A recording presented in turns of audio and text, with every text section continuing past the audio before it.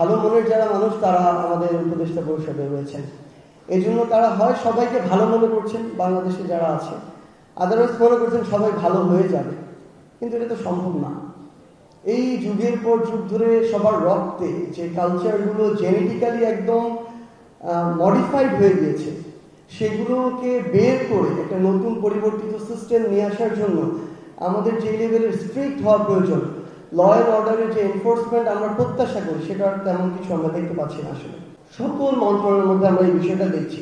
So এই ক্ষেত্রে আমার মনে হয় যে আমরা এটা মনে করতে পারি যে যারা আজকে এখানে আসলে সম্মানিত উপদেষ্টা হিসেবে রয়েছেন, যে কোনো মন্ত্রণালয় হোক না কেন, তারা এত রক্ত এবং জীবনের বিনিময়ে সৌভাগ্যক্রমে এরকম একটা সুযোগ পেয়েছেন। সো এক বছরে বা যতটুকুই সময় আছে আমাদের হাতে, ওই সময় কিছু একটা করে দেখানো, আমার মনে হয় এই চেষ্টাটুকু একটা কাজ।